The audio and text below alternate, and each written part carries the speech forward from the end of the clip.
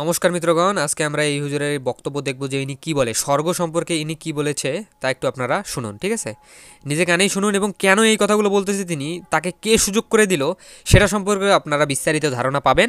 আমি আজকে আপনাদের প্রমাণ সহেত এই ভিডিওটার মধ্যে আপনাদের দেখাবো প্রমাণের সাথে। তাই ভিডিওটি সম্পূর্ণ দেখতে থাকুন। কি কি বলে ইনি দেখুন আগে। সঞ্জয় বাবু, দুনিয়াতে যেমন শান্তি নাই স্বর্গেও শান্তি নাই। নাউজুবিল্লাহ, স্বর্গেও কি নাই? শান্তি নাই। আচ্ছা, যেই স্বর্গে শান্তি নেই সেই স্বর্গে যাব কেন? কি বলে স্বর্গে শান্তি নাই কেমন? আহা, কপাল পোড়া।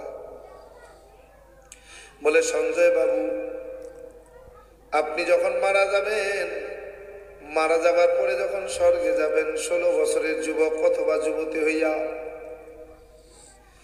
আপনি স্বর্গে যাওয়ার পর আপনার যে পরিমাণ পেটে ক্ষুধা থাকবে, স্বর্গের দেবতারা আপনাকে সে পরিমাণ খেতে দেবে না। স্বর্গে আরো একটা অসুবিধা আছে। বলে কি? স্বর্গে যাওয়ার পর আপনি গাছের মধ্যে ফল, পাকা পাকা ফল দেখবেন ঝুলে রই থাকবে, কিন্তু আপনি ছুটাইয়া খাইতে পারবেন না। এখন দেখুন, স্বর্গ সম্পর্কে ইনি অনেক কিছু বলেছেন। ইনি কেন এমন বলেছেন সেটার আমি প্রমাণ দেখাচ্ছি।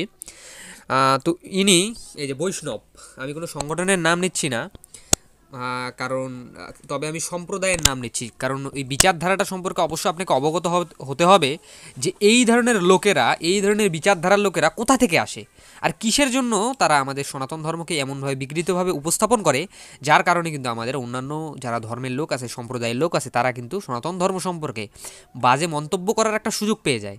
তো তারা কিন্তু এমনি এমনি, এইরকম লোকেরা কিন্তু এমনি এমনি বলার সুযোগ পায় না, এদেরকে বলার সুযোগ তৈরি করে দেয়। কে তৈরি করে দেয়? আমাদের তথাকথিত সনাতন ধর্ম প্রচারক বৈষ্ণবগণ। তো দেখুন তারা কি বলে। সেম কথা ইনি যেগুলো বললো আর কি স্বর্গ সম্পর্কে, ইনিও সেই সেম কথা বলতেছে। ইনার কথার বক্তব্যর কারণেই কিন্তু এই ভিডিওটি উনি তৈরি করছে, ঠিক আছে?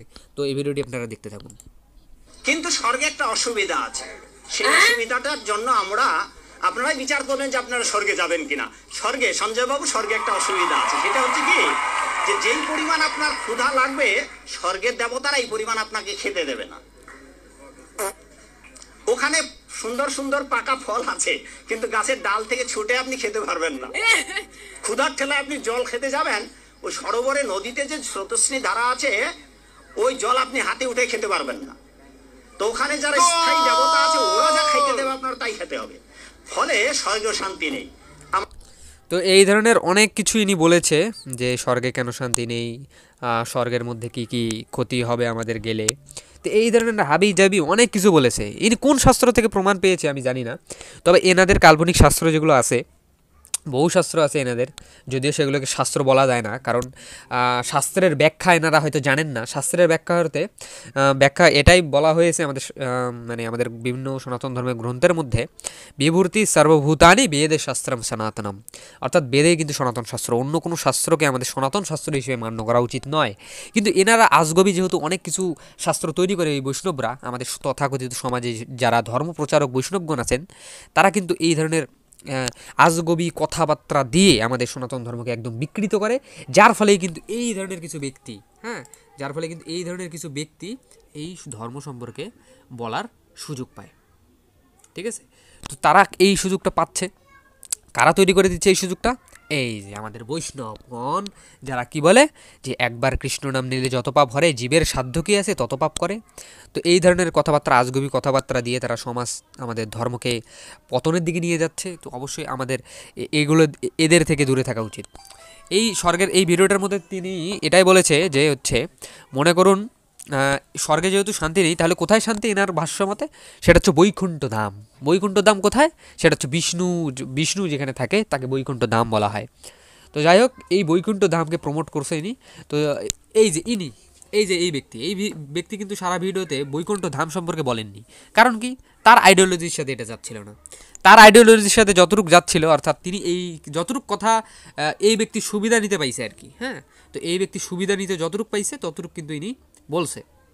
তো এটাই হচ্ছে কথা। আমাদের এরকম কিছু ব্যক্তি আছে যারা আমাদের সনাতন ধর্মকে পতনের, মানে সনাতন ধর্মকে পতনের দিকে নিয়ে যাচ্ছে, পতন করার জন্য যা যা করা দরকার সব করতেছে তারা। তাই অবশ্যই আপনাদের সতর্ক হওয়া উচিত, সাবধান হওয়া উচিত এইসব বৈষ্ণবদের থেকে। আর আপনাদের মতে যারা বৈষ্ণব আছে, ঠিক আছে, যারা শ্রীকৃষ্ণের মূর্তির সামনে হয়তো অনেক ন্যাকামো করে, তাদেরকে খাওয়ায়, কম্বল কোলবালিশ দিয়ে ঢেকে রাখে, আবার তারাই কিন্তু কী করে জানেন, যিশু খ্রিস্টের জন্মদিনের দিনে তার যিশু খ্রিস্টের ক্রিসমাস ডের যে ইয়াটা আছে আর কি, মনে করুন যে সেই স্যান্টার পোশাক পরিয়ে দেয় শ্রীকৃষ্ণকে। তো এই ধরনের আজগুবি কাণ্ডকীর্তির জন্য কিন্তু আমাদের সনাতন ধর্মের বর্তমানে এই অবস্থা।